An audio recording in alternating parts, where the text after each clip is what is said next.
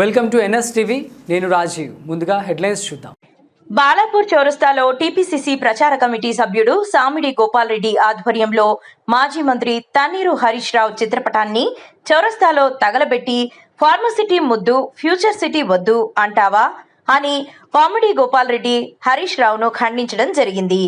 ఈ కార్యక్రమంలో కాంగ్రెస్ నాయకులు, కార్యకర్తలు, కాంగ్రెస్ అభిమానులు తదితరులు పాల్గొనడం జరిగింది. రెడ్డి అన్న గారి గడ్డ, ఈ గడ్డలో ఎవరు రావాలన్నా ఎవరు పోవాలన్నా మా రేవంత్ రెడ్డి అన్న గారికి కన్ను సైగల్లోనే చెయ్యాలి.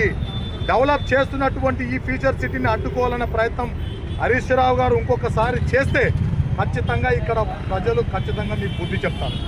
విడ్డూరం ఏంటంటే ఇక్కడ ప్రాతినిధ్యం వహిస్తున్నటువంటి సబితా ఇంద్రారెడ్డి గారు, ఆమె ఇక్కడి నుంచి గెలిచి ఇక్కడ ప్రజలకు ఫ్యూచర్ సిటీ వస్తూ ఉంటే తను ప్రాతినిధ్యం వహిస్తున్నటువంటి మహేశ్వరం నియోజకవర్గం ఆమె ఎంతగానో సంతోషపడాల్సింది పోయి ఆమె సహచరుడైనటువంటి తన్నీరు హరీష్ రావు గారు అడ్డుకునే ప్రయత్నం చేస్తున్నారంటే దీని వెనుక సబితా ఇంద్రారెడ్డి గారు కూడా కొద్దిగా గొప్ప ఏమన్నా పావులు కదుపుతున్నట్ట. ఫ్యూచర్ సిటీ రావడానికి ఆమెకు సబితా ఇంద్రారెడ్డి గారికి ఇష్టం లేనట్ట. దయచేసి ప్రజలందరూ కూడా గమనించాలి. ఇట్లాంటి నాయకులని పారదోలాల్సినటువంటి అవసరం ఎంతైనా ఉంది. నెక్స్ట్ వచ్చేది కూడా కాంగ్రెస్ పార్టీ ఫ్యూచర్ సిటీ. మనం అందరం కూడా ఎప్పుడో ఏర్పడ్డ సిటీల గురించి కాదు మాట్లాడాల్సింది. ఈ ఫ్యూచర్ సిటీ దాదాపు 100 ఏళ్లకు ఫ్యూచర్గా నిలబడబోతూ ఉంది.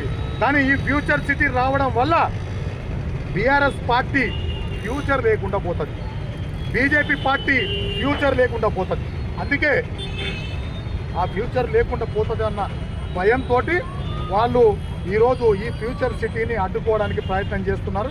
ఖబర్దార్, ఇంకొకసారి గిట్ట ఈ ఫ్యూచర్ సిటీ గురించి కానీ ఏ ఇతర పార్టీలు మాట్లాడితే మాత్రం ఇక్కడ స్థానికంగా ఉండే మహేశ్వరం నియోజక ప్రజలు ఎవరు ఊరుకోరు. ఇవాళ మహేశ్వరం నియోజకవర్గంలో అంతర్జాతీయ ఖ్యాతి గాంచేటట్టు ఈ మహేశ్వరం ఉండబోతూ ఉంది. మొన్న గ్లోబల్ సమ్మిట్లో ఎన్నో దేశాల ప్రతినిధులు ఇక్కడ వచ్చారనంటే ఆ ఘనత మా కాంగ్రెస్ పార్టీ రేవంత్ రెడ్డి అన్న. ప్రపంచంలో తలమానికంగా ఉండబోతుంది ఈ ఫ్యూచర్ సిటీ మహేశ్వరం నియోజకవర్గం. ఈ మహేశ్వరం నియోజకవర్గం రాబోయే తరాల్లో 100 తరాలకు స్ఫూర్తిదాయకంగా నిలుస్తుంది. ఇంకొకసారి ఏ ఇతర పార్టీలు ఈ ఫ్యూచర్ సిటీని అడ్డుకోవాలనో లేదా ఫార్మాసిటీ రావాలనో ఎవరన్నా మాట్లాడితే మాత్రం ఇక్కడ స్థానికంగా ఉండే ప్రజలు ఎవరు కూడా చూస్తూ ఉండకూడని సందర్భంగా హెచ్చరిస్తా ఉన్నాం.